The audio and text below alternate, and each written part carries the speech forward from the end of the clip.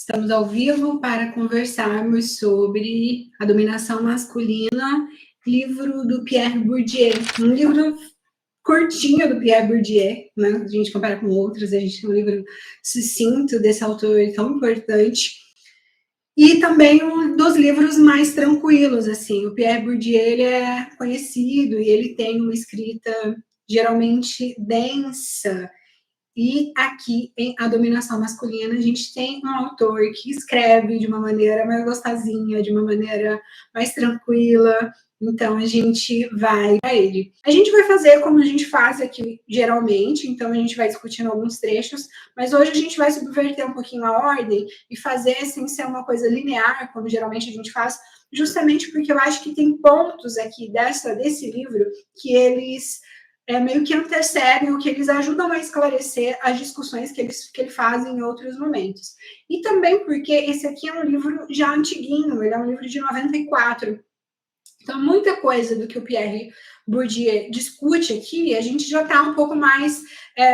a gente já meio que entende de uma forma mais clara, justamente porque isso já se repetiu em outros livros, em outros debates, já são temas mais discutidos agora, no momento que a gente vive, mas que à época não eram temas tão abordados, tão discutidos, e por isso a gente não precisa voltar nesses temas, porque a gente vai estar chovendo no molhado e falar sobre coisa muito repetida. Então, a gente vai para entender os conceitos, a gente vai para entender algumas particularidades da obra dele, e o que já foi dito, tanto aqui várias vezes, como em outros lugares que a gente vê, seja em quem lê teoria, seja em quem acompanha essas discussões em rede social. Algumas discussões, elas de fato, elas já são meio que repetidas, porque a gente já está um pouco mais amadurecido, ainda bem, em relação a essas discussões.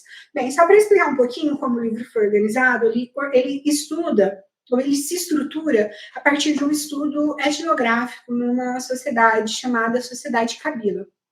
Essa Sociedade Kabila, ela era uma sociedade que ela tinha pouco contato com outras comunidades, ou pouco contato com o mundo ocidental. A partir desse pouco contato, o que o Bourdieu fez foi pesquisar essa comunidade durante 10 anos, durante toda a década de 50. Ele faz uma pesquisa junto a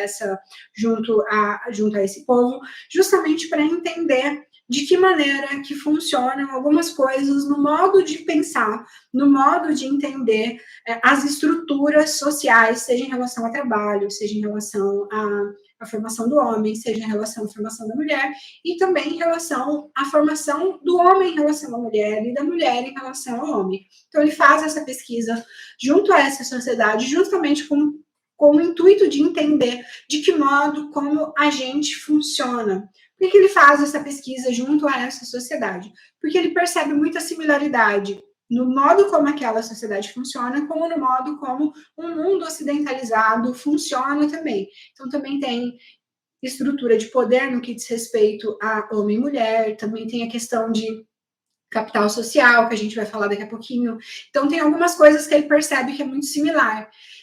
Isso é uma coisa importante porque os estudos etnográficos mostram, conforme eles vão sendo desenvolvidos e conforme eles foram sendo desenvolvidos ao longo da história, esses estudos mostram que, em seu início, eles eram desenvolvidos com o intuito de fazer com que as pessoas enxergassem dentro daquelas sociedades o que era parecido com o mundo do qual elas partiam.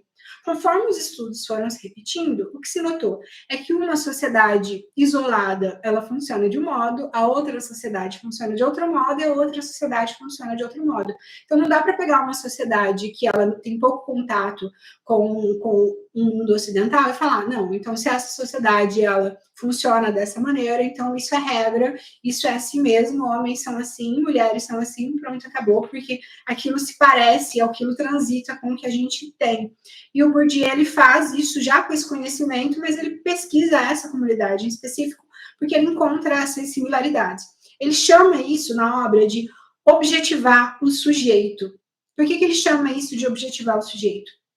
Porque ele diz que, se a gente for estudar a nossa própria sociedade, a gente vai partir de uma ideia de que a gente vai partir de pressupostos que fazem parte do modo como a gente pensa. Então, se eu, por exemplo, Maísa, for pesquisar a nossa sociedade agora, eu parto de uma sociedade com a qual eu estou implicada, que também moldaram a minha forma de pensar, que moldam o modo como eu me comporto culturalmente, que molda as minhas crenças. Então, é mais difícil eu fazer esse estudo do que se eu for fazer um estudo com uma comunidade que, apesar de ser parecida com a minha, eu não tenho uma relação de estar dentro daquele espaço, de pertencer àquele espaço. Então, segundo Bourdieu, isso permite com que a gente objetive o sujeito, ou seja, é quase como se eu conseguisse analisar o sujeito como se ele não fosse uma pessoa, mas como ele fosse, de fato, um objeto de estudo, ou como se ele fosse uma pessoa muito distante. Por ser muito distante,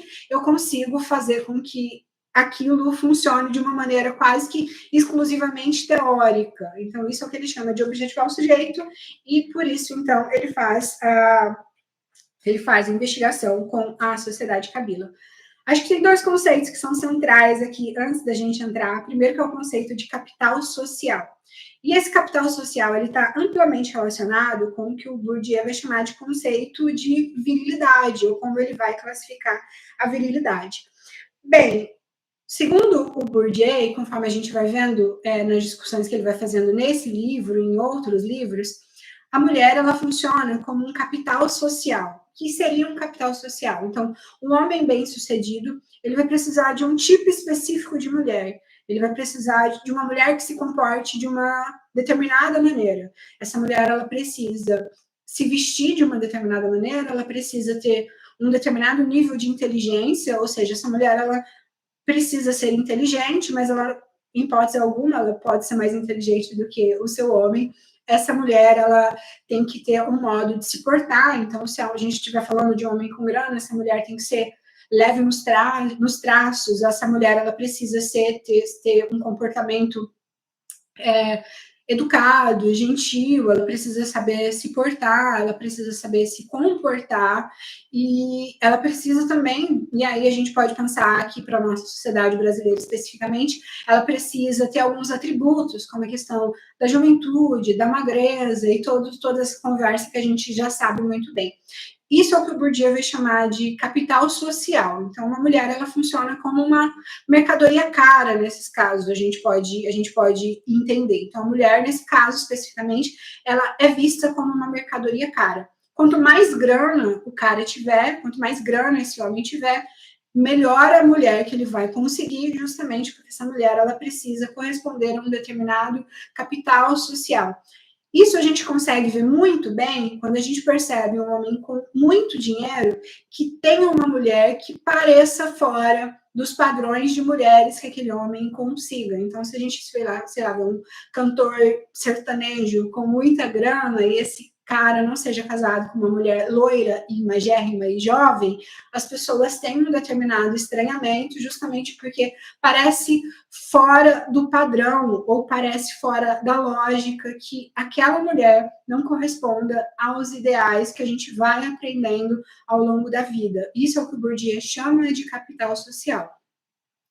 E isso ele vai dizer que parte do que ele chama de conceito de virilidade, que é um conceito que ele discute largamente, e a gente vai discutir na página, a gente vai ler ali na página 87.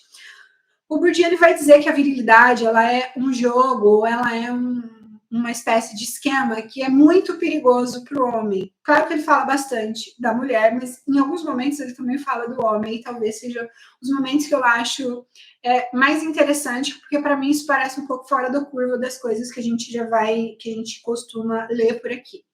O Bourdieu ele diz que a questão da virilidade ela é esse jogo que ele é muito perigoso para o homem, justamente porque, ao mesmo tempo que a virilidade ou a questão da masculinidade permite para o homem ter alguns benefícios, ou seja, permite com que o homem ande na rua mais livremente do que mulheres, permite com que o homem conquiste determinados espaços mais facilmente do que mulheres, permite que o homem tenha cargos mais altos numa empresa, por exemplo, mais facilmente do que mulheres. Então, o Bourdieu ele vai dizer que a virilidade, que a masculinidade, oferece e aponta para o homem ali alguns caminhos que são mais fáceis do que são para as mulheres. Esse é um ponto. Porém, o Bourdieu vai dizer também, ao mesmo tempo, sobre o perigo ou sobre o risco que isso também representa para o homem. Porque ele vai dizer que a virilidade se torna uma espécie de virtude que ele precisa conquistar a qualquer custo. E ele não precisa, e ele vai dizer que o homem não precisa ter alguém dizendo para ele que ele precisa se comportar daquela maneira, que ele precisa conquistar muita grana, que ele precisa ter um carro bom, que ele precisa ter um capital aí financeiro. O Bourdieu ele vai dizer que essa é uma lógica que se introjeta na cabeça masculina, que se introjeta na cabeça do homem, e isso permanece.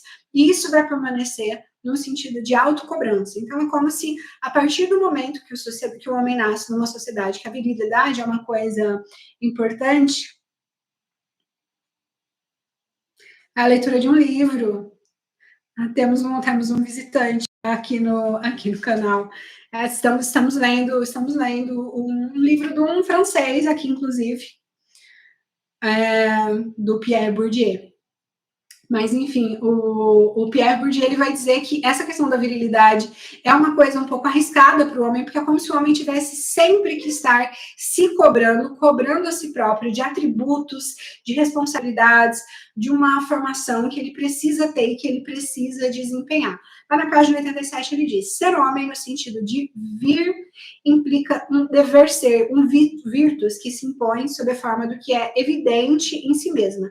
Aí ele vai dizer que a virilidade governa o homem de honra, independente de qualquer pressão externa. Então, governa o homem de honra. Então, hoje a gente percebe muito isso em redes sociais, uma série de discussões em relação a você ser um homem de valor, você precisa ser um homem de valor. Ser um homem de valor, segundo que pela lógica do que o Bourdieu está dizendo aqui, é justamente isso que pressiona o homem independente de qualquer pressão externa. Ninguém quer ser um homem sem valor, né? Se a gente percebe esses discursos sendo repetido corriqueiramente, então, de repente, um homem ouve de diversos lugares que ele precisa ser um homem de valor, e chega um momento que ele precisa, que ele acredita que ele tem que ser um homem de valor. O que é um homem de valor? É um homem viril, um homem que tenha determinados atributos físicos, determinados atributos financeiros, ele precisa ser capaz de proteger e prover financeiramente a sua família, ele precisa ser capaz de prover e proteger em termos de força a sua família, ele precisa ser responsável em termos de força pela sua família.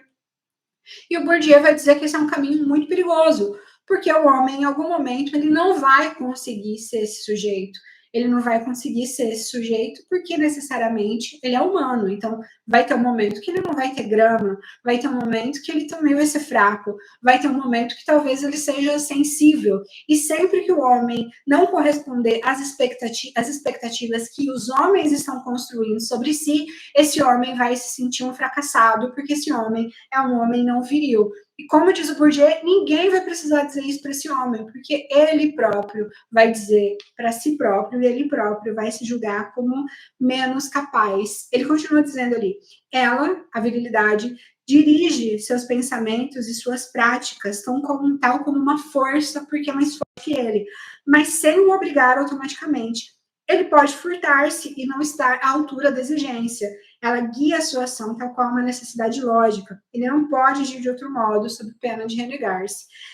Mas sem se impor a ele como uma regra ou como um implacável veredito lógico de uma espécie de cálculo racional. Essa força superior que pode fazê-lo aceitá-lo como inevitáveis ou óbvios, sem deliberação, atos que seriam vistos pelos outros como impossíveis ou impensáveis, e a transcendência social que nele tomou corpo.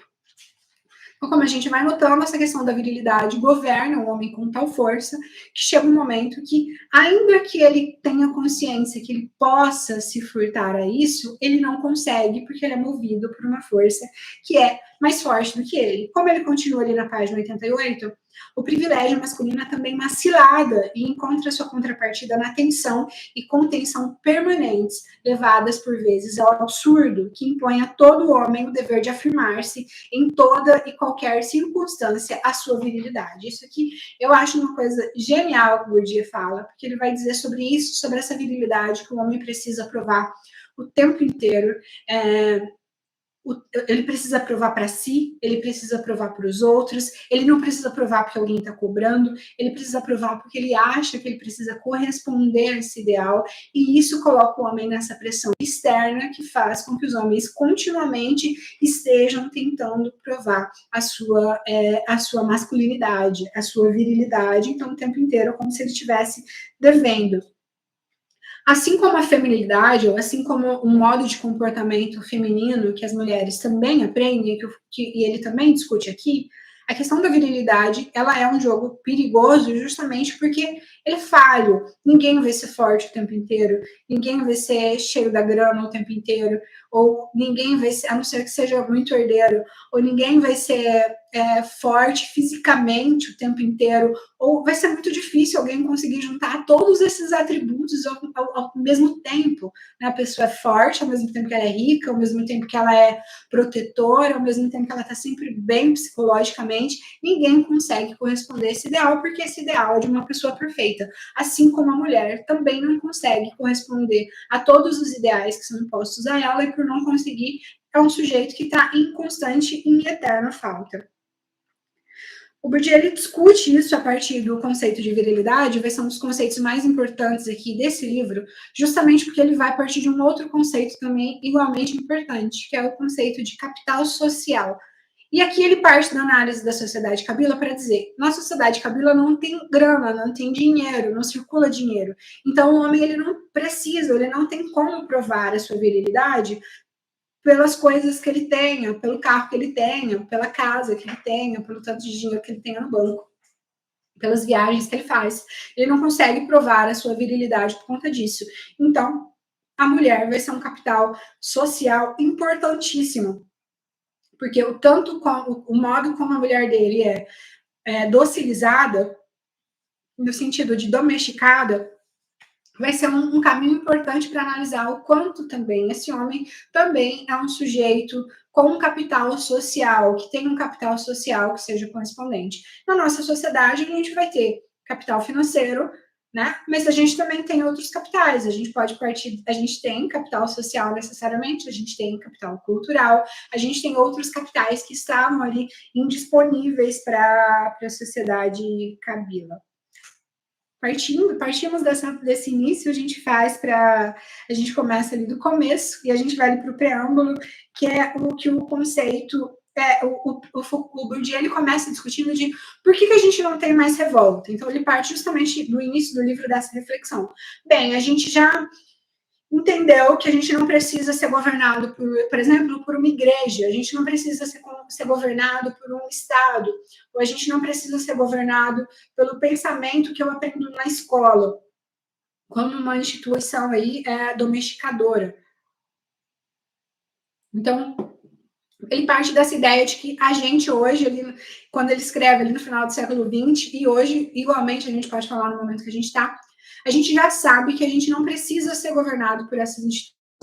No entanto, a gente pode perguntar por que a gente continua a ser governado por essas instituições, ou por que a gente não tem mais revoltas. Então, quando a gente ouve, por exemplo, do caso de uma mulher que foi estuprada na cidade de uma maneira muito violenta, as instituições policiais não fizeram muita coisa, e essa mulher não foi protegida, e aí, sei lá, essa mulher tinha pedido medida protetiva e não foi protegida. Então, esse tipo de cenário, ele era um cenário que era para gerar um pouco mais de revolta na população. Mas a gente aceita isso muito docilmente, ou a gente aceita isso muito pacificamente. E a gente vai perceber, então, ele questiona por que a gente faz esse jogo, ou por que a gente compactua com essa violência. E isso é uma questão importante no pensamento dele, porque ele vai dizer que quando o dominado, ou quando o sujeito que é subjugado dentro desse jogo de dominação e de dominador e dominado, quando esse sujeito que não é dominado não se junta e não se revolta, é como se esse sujeito compactuasse. Eu sempre lembro, quando eu penso nesse jogo, eu sempre lembro de uma cena do Tarantino, que é Django Livre, que tem ali, logo nas primeiras cenas, tem um homem escravizado que ele tá fazendo a barba do senhor da fazenda, do dono da fazenda, e ele tá fazendo a barba desse sujeito com uma navalha muito afiada. Em um determinado momento ali, naquela cena inicial, tem uma discussão de por que esse sujeito que está ali com a faca e o queijo na mão, com a faca e com o pescoço na mão, mais especificamente. Por que esse sujeito simplesmente não corta o pescoço desse sujeito? Porque aí isso provocaria um movimento interessante ali naquela condição de escravizados desses sujeitos. Por que ele não tem esse momento de revolta?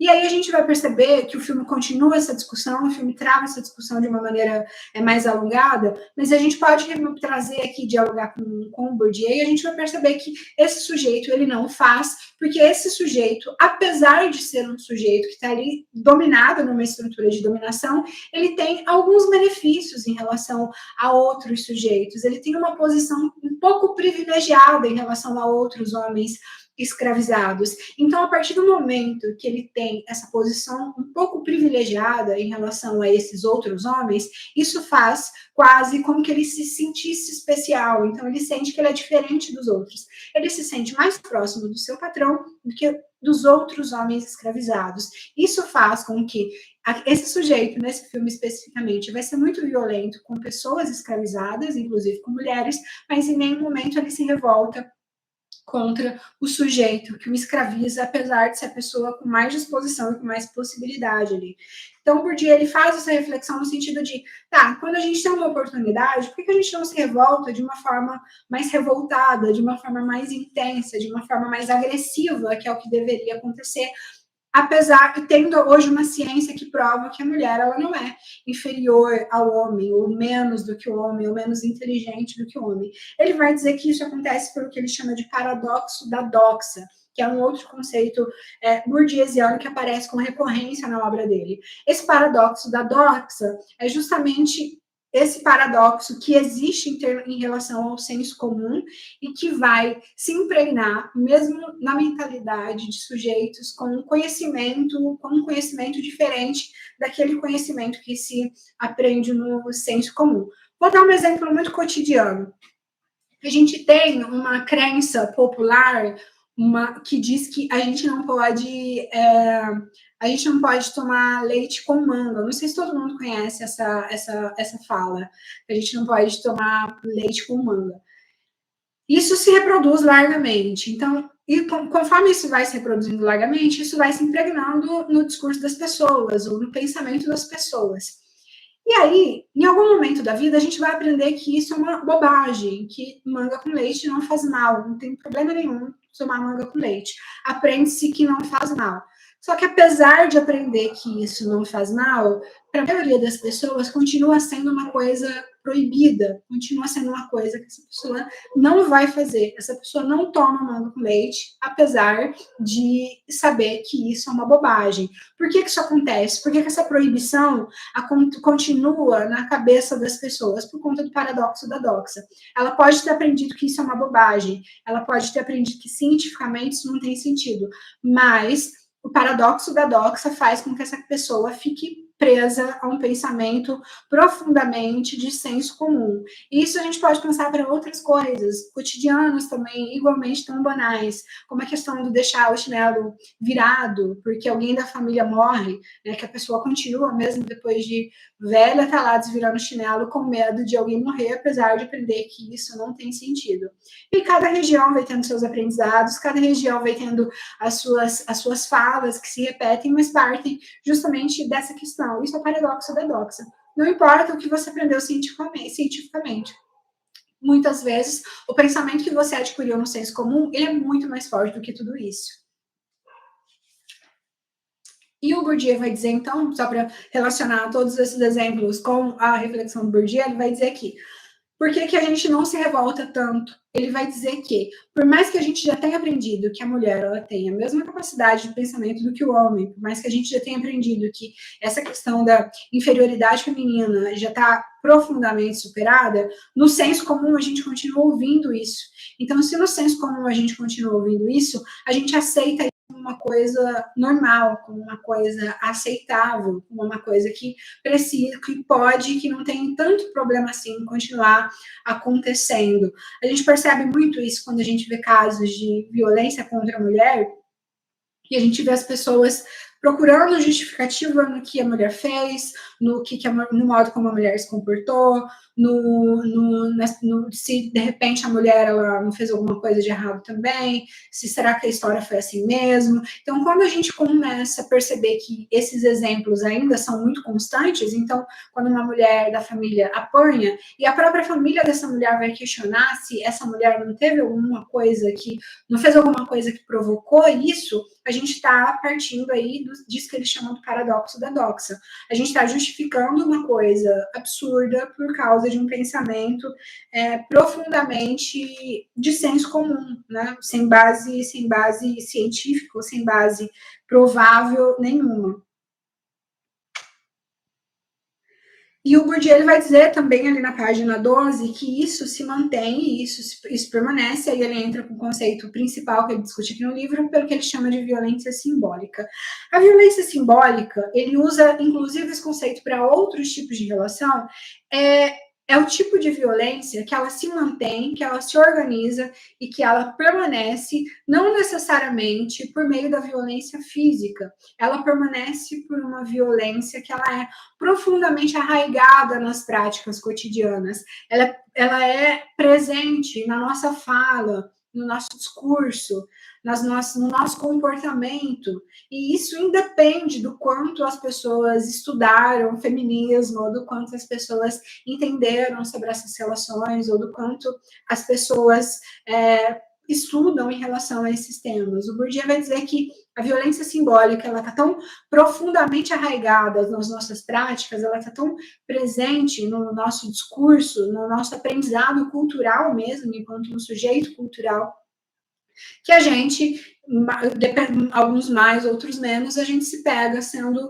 violento nas nossas falas, agressivos nas nossas falas, grosseiros nas nossas falas. Então, isso é o que ele chama de violência simbólica. A violência simbólica, ela é a violência que se mantém, que se perpetua, né? Ela está presente nas práticas religiosas, que é o que ele vai chamar de práticas ritualísticas, ela está presente nas práticas do Estado, ela está presente nos discursos escolares, ela está presente nas práticas familiares, pegando aí as nossas provas, as nossas 4 principais instituições moldadoras do caráter da pessoa.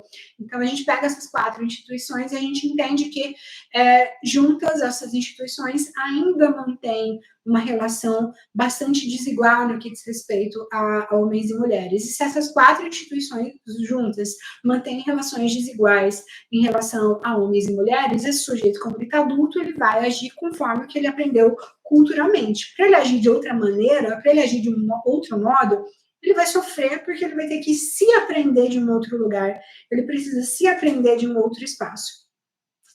Ele diz, então, que uma das funções da violência simbólica é fazer com que a história da natureza, né, ou a cultura, então que a cultura se transforme em natural, o que ele vai dizer aqui. O arbitrário cultural precisa se transformar em natural. Como assim? Então ele vai dizer que a gente hoje, vamos pegar uma coisa que a gente repita também. A gente costuma repetir que mulher ela é mais sensível do que o homem. Ou se eu posso pegar um exemplo meu, que sou uma pessoa muito chorona, que choro muito facilmente, eu poderia interpretar que eu choro muito mais facilmente porque eu sou mulher, ou eu choro muito facilmente porque naturalmente eu tenho possibilidade de chorar mais facilmente por ser mulher.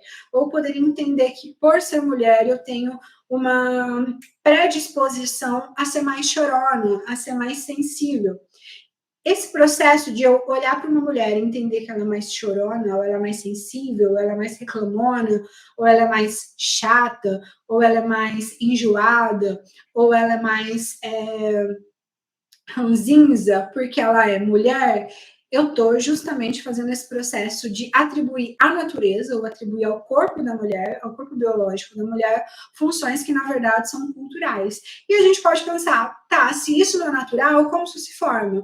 Isso se forma enquanto a gente é criança, enquanto a gente está crescendo. Então, se o menino, ele ouve desde pequeno que ele não pode chorar, que ele precisa controlar suas emoções, que chorar é coisa de mulherzinha, que homem não chora, ou seja, ele está aprendendo ali o dicionáriozinho da masculinidade. Quando esse menino ele chega à idade adulta, ele retrai as suas emoções, ou ele vai expor as suas emoções em lugares muito específicos. Ele vai expor suas emoções quando ele precisa beber para tratar um probleminha ali, uma questãozinha psicológica, uma questão emocional, ou quando ele só se exalta muito quando ele está assistindo futebol, ou ele só se exalta muito quando ele joga futebol. Então, quando o homem ele tem espaços muito masculinos para poder liberar a sua emoção, a sua sensibilidade, e a mulher pode fazer isso mais livremente, tem possibilidade de fazer isso mais livremente, então a gente vai perceber que a gente tem sujeitos que são formados culturalmente ali. Então, para reforçar, a gente não tem nada, absolutamente nada biológico, de formação do cérebro, de diferença de cérebro que faça com que uma mulher seja mais sensível do que o homem. Mas tanto o homem quanto a mulher são produtos e frutos da cultura. Sendo produtos e frutos da cultura, cada um aprende de acordo com o que recebe desde que nasce. Continuando.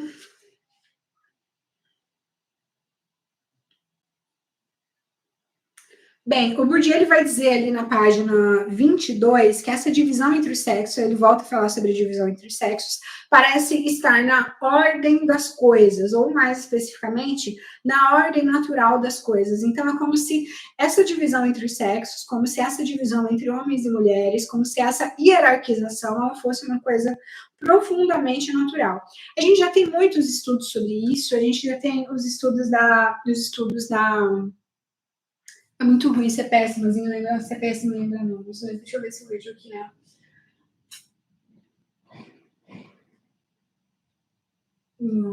Não vou achar. Tô tentando lembrar o nome da autora.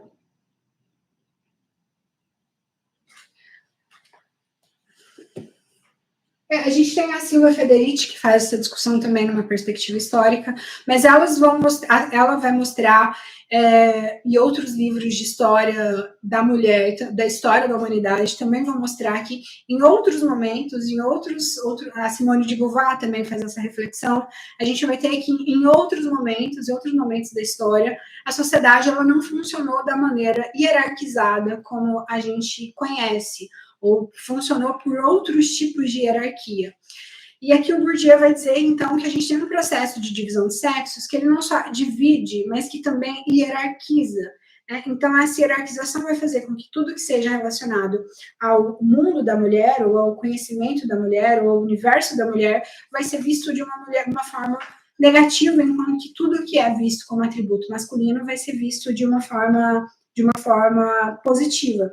Ele diz ali que a divisão entre os sexos está presente ao mesmo tempo no estado objetivado das coisas, né? Então, na casa, os espaços, eles são espaços sexuados, os espaços, eles são espaços gendrados, vamos dizer assim. Então, a gente pega em representações de filme, por exemplo, a mulher, ela está constantemente na cozinha em determinados tipos de produção, ou pelo menos nas produções mais antigas, então a gente entende aquilo como um espaço sexuado, então ele vai dizer que isso se percebe tanto na sexualização, na sexuação dos espaços, ou na objetivação do estado das coisas, mas isso também se percebe no modo como a gente aprende sobre si. Então, se eu cresço vendo só a minha mãe cozinhando, vamos dizer assim, se eu cresço vendo ao longo de toda a minha vida só a minha mãe cozinhando, eu entendo que necessariamente cozinhar é uma atividade feminina, porque eu não vou ver só a minha mãe cozinhando, eu vou ver talvez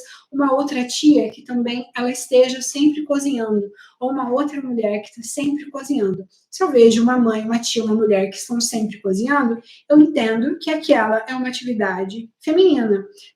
Isso necessariamente faz que a mulher, quando ela se torna uma adulta, ela vai perceber que essa também necessariamente é uma atividade dela ou é uma função dela.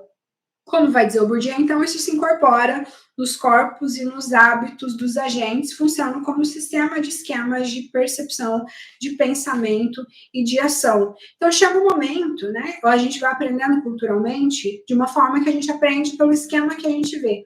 Eu não preciso que alguém me diga que cozinhar é uma atividade de mulher. Eu não preciso, o menino ele não precisa ouvir que sustentar a família é função dele e que ser responsável pela família é função dele e que ele precisa ser um homem viril. Ele vai aprender isso observando as práticas dos seus pares. Ele observa isso na escola, o modo como os meninos se comportam. Ele observa em casa, o modo como o pai se comporta. Ele observa a partir das suas experiências, ele vai aprendendo como o homem se comporta a partir disso que o Bourdieu chama de esquemas de percepção. O esquema de percepção faz com que eu olhe um cenário, leia aquele cenário, entenda aquele cenário e vou buscar outro cenário. No outro cenário eu vejo um cenário parecido e no outro cenário um cenário igualmente parecido. Chega um momento que eu entendo que é isso mesmo, a mulher tem que fazer isso, o homem tem que fazer isso, então por causa disso eu vou me comportar dessa forma. Se eu me comportar dessa forma, eu sou uma pessoa que está ali muito bem e cabendo muito bem dentro do espaço, dentro de uma determinada caixinha. Se eu me comporto de uma maneira desviante, eu vou ter problema primeiro comigo, né? Porque a pessoa ela pensa o que é que tem de errado com ela, o que é que ela está fazendo de errado, ou porque é que ela não consegue se encaixar, e posteriormente essa pessoa também vai ter problemas com outras pessoas, porque a partir do momento que ela tiver alguém que vai olhar para ela e dizer que ela está errada, ela vai entender que aquilo não é o ideal, que aquilo não é o adequado. Continuando, então, ele vai dizer que essa questão desse aprendizado, dessa diferença biológica que a gente vai aprendendo entre o corpo masculino, entre o corpo feminino, ele vai dizer que durante muito tempo essa diferença anatômica, né, ela foi vista como diferença natural. E aqui a gente pode pensar sobre o corpo da mulher, ele ser visto, ou o órgão sexual da mulher ser visto como algo que é para dentro, e o órgão sexual do homem ser visto como algo que é para fora. Durante muito tempo, ou talvez ainda, em livros de biologia, em livros que discutam a anatomia dos sexos feminino e masculino, tragam essa divisão como a mais lógica, como o corpo do homem sendo, como o órgão sexual do homem sendo para fora e o órgão sexual da mulher sendo para dentro. Isso atribui uma diferença que vai ser lida, ou ela é construída dessa forma por causa, culturalmente, por uma questão cultural. E por que ele diz isso? Lá na página 31, ele vai dizer que a Marie Pouchelli vai descobrir nos escritos de um cirurgião da Idade Média. Então, um cirurgião da Idade Média, ele descreve o órgão sexual masculino e o órgão sexual feminino não como sendo uma coisa para fora e uma coisa para dentro. Ele vai descrever o órgão sexual masculino e o órgão sexual feminino como sendo necessariamente e somente ao contrário, porque conforme a gente vai estudando hoje, isso também é uma discussão importantíssima, vai se perceber que o órgão sexual da mulher, ele é extremamente parecido com o formato do pênis, né? E a gente vai vendo aqui, e mais contemporaneamente isso vai sendo discutido, eles são mais parecidos do que durante muito tempo se imaginou. Então ela pega ali a análise do clitóris para fazer essa leitura de que vai ser um formato extremamente parecido com o formato do pênis, e por isso esse cirurgião da Idade Média, ele descrevia não como sendo um para fora e um para dentro, mas um para cima e outro para baixo.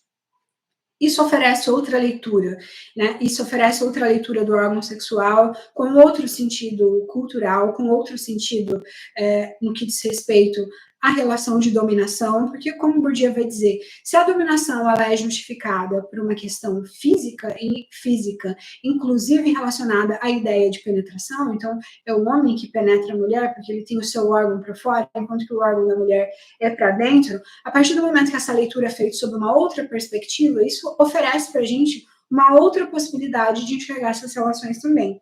Ali ele vai dizer: a definição social dos órgãos sexuais, longe de ser um simples registro de propriedades naturais, diretamente expostas à percepção, é produto de uma construção efetuada a custo de uma série de escolhas orientadas, ou melhor, através da acentuação de certas diferenças, ou do obscurecimento de certas semelhanças. Ela vai dizer, então, sobre esse cirurgião, obedece às mesmas posições fundamentais entre o positivo e o negativo, o direito e o avesso, que se impõe a partir do momento que o princípio masculino é tomado como medida das coisas. Deixa eu ver aqui. Até o Renascimento, então, não se dispunha de terminologia anatômica para descrever com detalhes o sexo da mulher, que então ele é representado como composto dos mesmos órgãos que o do homem, apenas dispostos de maneira diversa. Então, bem, se o órgão sexual ele é lido de uma maneira diferente, em um período diferente, isso dá um outro sentido, ou isso atribui um sentido para a função desse órgão sexual. Isso é uma coisa que quem vai discutir mais especificamente, ou quem vai falar muito, vai ser a Judith Butler, né, nos seus mais recentes. Aliás, tem um dela na nossa lista aqui das leituras que a gente vai fazer ao longo do ano.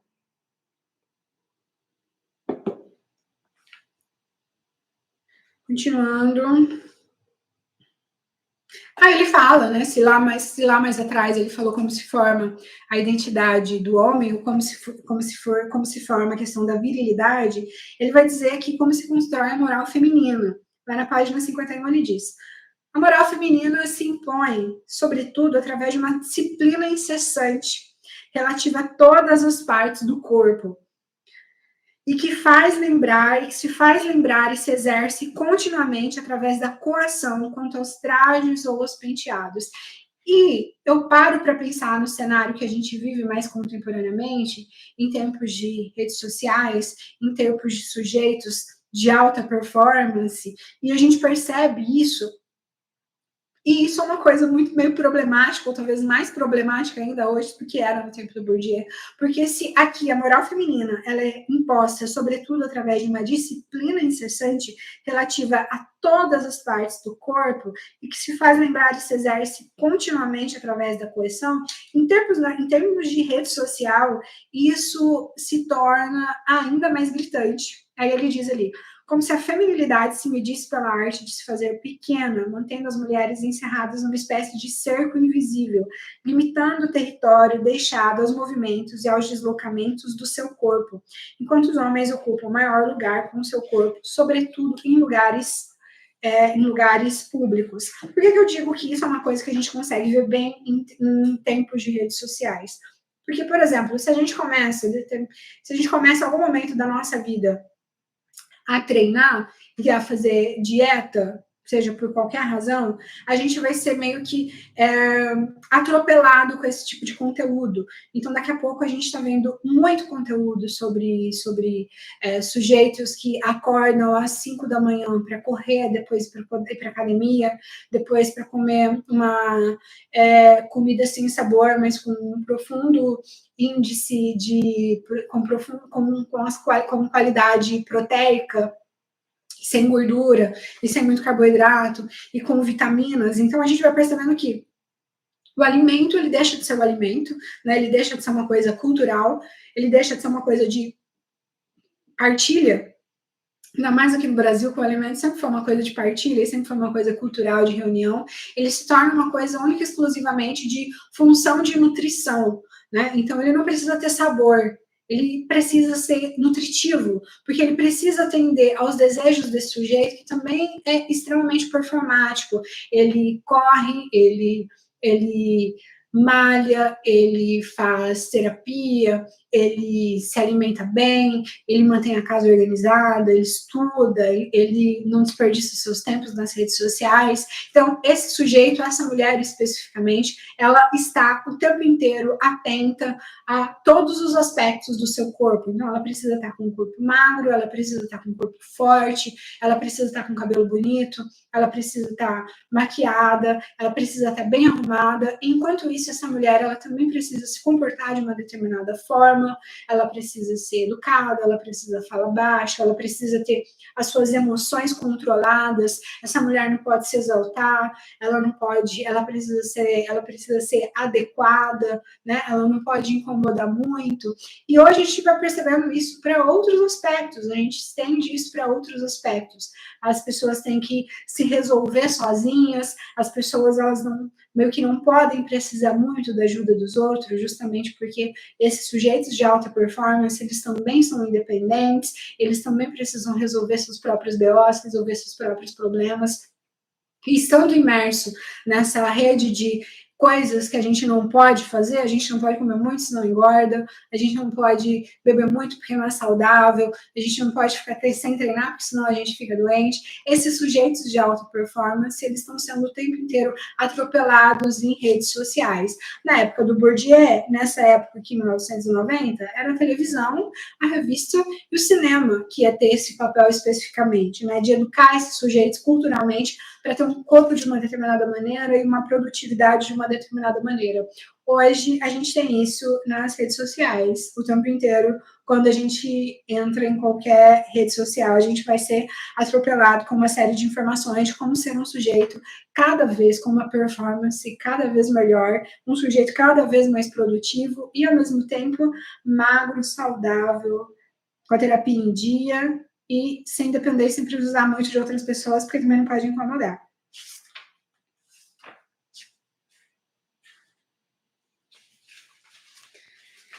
Continuando ali na página 71, ele vai falar um pouquinho sobre, é uma reflexão que ele fez lá no início, ele volta para essa reflexão, que é no sentido de a gente já aprendeu que a gente não depende da igreja, a gente já aprendeu por meio da ciência que não vai ter um Deus que vai mandar a gente para o inferno se a gente não for a mulher mais adequada do mundo. A gente já aprendeu que a escola, pelo menos, ela já não é aquela escola atrelada à religião, como é de princípio, que vai fazer com que esses preceitos religiosos sejam largamente ensinados na escola. Hoje a gente já tem uma escola um pouco mais, talvez não 100% científica, e aqui no Brasil também não 100% laica, mas a gente já tem uma escola um pouco mais laica, a gente já tem uma escola um pouco mais científica. A gente já entendeu que o Estado, ele não é detentor de todo o saber, porque ele já não é os responsáveis ali, eles já não são mais aqueles sujeitos destinados por Deus, como nos ensinou aí os preceitos clericais. E a gente já tem as instituições que são desvinculadas de todos esses saberes que a gente foi aprendendo durante várias e várias gerações. Porém, como ele vai dizer, a gente ainda tem a repetição, a gente ainda tem a discussão de que a gente ainda tem dificuldade para se livrar disso. Né? Então, vamos pensar, eu posso pegar pelo meu exemplo. Já li vários livros sobre feminismo, eu já sou uma mulher independente financeiramente, então, mas em algum momento eu também olho e falo, tá, eu não posso, sei lá, ir trabalhar sem maquiagem. Ou durante muito tempo eu achava que profissional respeitado, eu tinha que trabalhar com um determinado tipo de roupa e eu tinha que usar salto, né? E eu trabalhava em pé, eu achava que eu tinha que usar salto. E durante muito tempo, ou talvez isso até hoje, eu ainda vigio o meu comportamento para ver se o meu comportamento não está sendo inadequado. Então, se eu ainda faço isso até hoje, por que eu ainda faço se eu não tenho um comportamento, um pensamento que é moldado religiosamente, se esse meu pensamento ele não é moldado no que diz respeito a uma escola científica, por que isso ainda acontece? E o Bourdieu vai dizer que isso, né, essa formação cultural, ela tem muito mais força do que essa desconstrução, ou do que da desconstrução desses pensamentos. Ele diz ali, deixa eu achar. Mesmo quando as pressões externas são abolidas e as liberdades formais são adquiridas, a autoexclusão ou a vocação vem substituir a exclusão expressa. A rejeição aos lugares públicos, quando é explicitamente afirmada, condena as mulheres à discriminação de espaços e torna a aproximação de um espaço masculino como lugar de assembleias, pode também se dar em outros lugares de maneira quase que igualmente eficaz. Então, se eu estou em um determinado lugar, sei lá, e eu respondo meio que grosseiramente para alguém vai me ler como alguém com um comportamento inadequado por eu ser uma mulher. Então, por mais que eu saiba que isso não tem sentido, o olhar do outro sobre mim continua tendo o mesmo peso. E isso que é o mais doido. O olhar do outro sempre vai ter um peso em relação aos nossos comportamentos. Então, a gente pode aprender, a gente pode estudar, a gente pode se entender de uma outra maneira, mas isso não impede com que o olhar do outro continue tendo um olhar muito forte em relação aos nossos comportamentos. Vilma diz sobre a atualidade do texto, né? Apesar de Em alguns aspectos a gente vive assim, né? Igual na década de 50, como diz a Vilma, no sentido de que ainda mais hoje, como quando volta essas estruturas que vão valorizar essa participação feminina junto ao lar, essa presença feminina junto ao lar, de que ela precisa cuidar do lar, de que ela precisa ser responsável, a única responsável pela educação dos filhos, de que ela precisa ser a única responsável pelo cuidado familiar, pelo cuidado do matrimônio. Isso tem uma influência profundamente religiosa, né? É inegável. João Guilherme disse que se ele comeu pistache com whey às 5 da manhã antes de comer, eu apresento um status e inveja aqueles que acham que isso é sucesso de vida.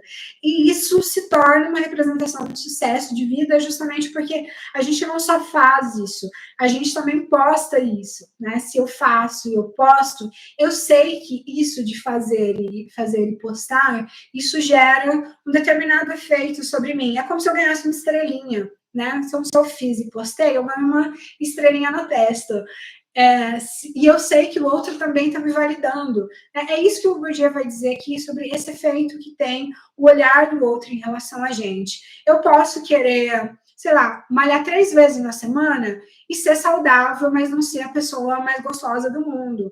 Mas isso não é suficiente, porque malhar só 3 vezes na semana para ser saudável não é o que essa sociedade da performance está esperando.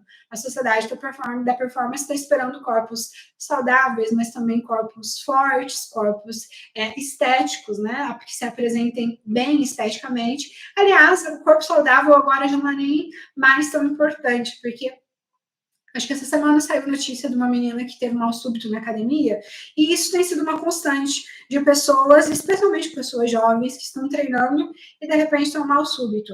Né? E não tem como desvincular isso do uso mais frequente de anabolizantes, que se torna muito popular agora. Então, a saúde, ela está lá em último plano. Eu preciso ter um corpo muito bonito, eu preciso ter um corpo muito forte, eu preciso ter um corpo que corresponda a todo aquele meu esforço, então necessariamente eu não posso mais só treinar 3 vezes na semana para ficar saudável, que isso não é absolutamente nada.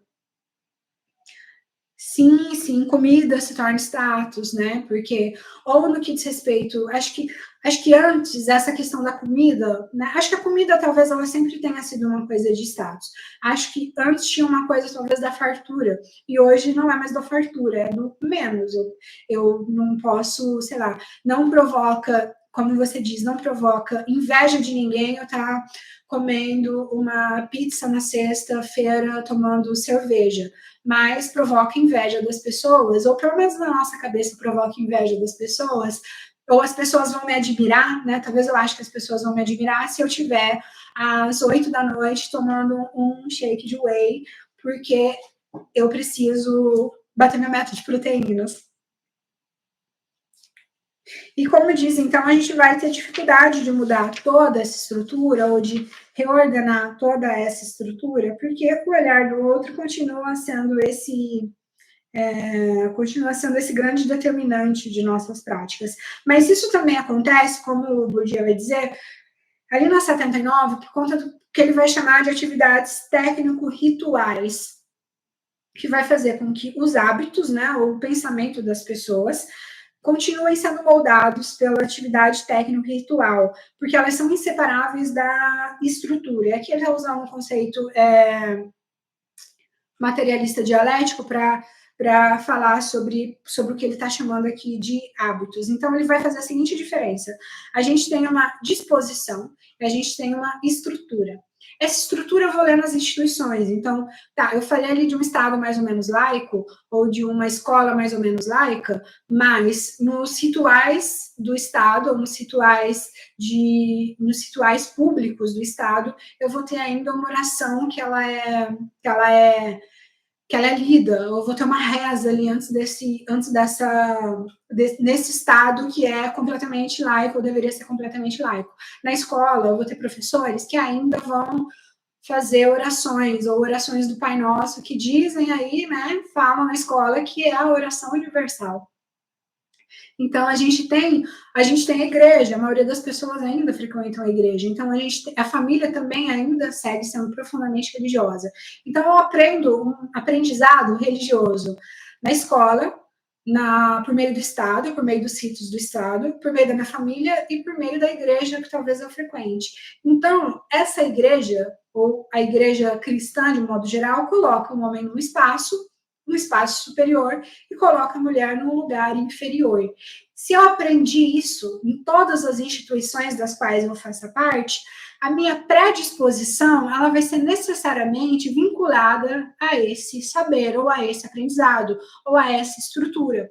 Eu posso usar como exemplo o caso de mulheres que, ainda que não sejam mulheres religiosas, ainda que sejam mulheres independentes financeiramente, ainda que sejam mulheres muito esclarecidas sobre si, essas mulheres ainda sonham em casar de branco na igreja. Por que essas mulheres sonham em casar de branco na igreja se às vezes já faz séculos que ela não vai na igreja? Faria sentido eu querer muito me casar de branco na igreja se eu fosse toda semana na igreja, mas eu tô lá anos sem pisar na igreja, eu tô completamente desvinculada de uma crença religiosa, eu não tenho uma relação íntima com um Deus cristão, mas necessariamente essa mulher ainda sonha em casar de branco. Por que isso acontece? Porque esse hábito que essa mulher aprendeu, ou seja, essa disposição, está profundamente vinculada a essa estrutura. Essa mulher, ela pode questionar a si própria, ela pode indagar a si própria, ela pode pensar sobre por que isso acontece, ela pode achar que isso não tem muito sentido lógico, mas ela ainda vai continuar sonhando em casar de branco na igreja, porque é assim que ela aprende desde que ela é criança, né? Que as mulheres casam de branco porque as mulheres precisam passar por essa atividade ritualística para poder ser validada enquanto esposa. E isso é ainda mais curioso quando a gente vê, às vezes, casais que estão ali sem muita grana para começar a vida dois, né? Sem muita grana para começar a vida de casado. E aí, às vezes, às vezes não, muitas vezes as pessoas se endividam, porque essas pessoas preferem pagar um casamento de 30, 40 e 50 mil do que dar entrada na casa própria, que teria mais sentido. Então, o que faz com que essa pessoa não queira comprar uma casa ou não queira dar entrada numa casa, mas gastar tudo isso numa festa de um único dia? O fato de que a estrutura na qual esse sujeito vive diz que tem que ser assim. Então, se a estrutura diz que ser assim, esse sujeito diz que tem que ser assim, esse sujeito aprende assim, é assim que ele aprende, é assim que ele vai reproduzir, é esse que vai ser o sonho dele. Isso tem grandes problemas? Isso é um grande problema? Individualmente, não, né? Acho que talvez a questão de discutir isso que o Bourdieu está trazendo não é criticar as escolhas individuais do sujeito, não é achar que a mulher não pode mais sonhar casada de branco, não é achar que isso é errado, em hipótese alguma. Mas, como um sociólogo, é a função dele ler a sociedade, né? Então, se ele lê a sociedade, é esses indicativos que a gente vem trazendo e esses indicativos que é importante a gente pensar sobre eles também. Então, né, mulheres podem plenamente continuar sonhando em casa de branco, isso não pode ser algum grande problema, cada uma faz o que quer com o próprio desejo, principalmente com o próprio dinheiro, mas é importante a gente saber que isso não se dá única e exclusivamente por vontade individual, né? A mulher não sonha em casa de branco porque é o sonho dela casar de branco, é o sonho da sociedade que ela queira se casar de branco. Continuando, ele traz uma outra expressão, não é nada muito novo, né? É uma discussão que ele já fez anteriormente, é só uma expressão que eu achei, expressões que eu achei muito boas, que ele diz ali na 95. Ele falou que a gente tem um processo de masculinização do corpo masculino e feminilização do corpo feminino. Tarefas enormes, em certos sentidos, intermináveis. Intermináveis porque o tempo inteiro que a gente está vivendo, a gente está aprendendo como ser homem e como ser mulher. Hoje, mais do que nunca, exigem quase sempre um gasto considerável de tempo e de esforço. Semana passada, eu vi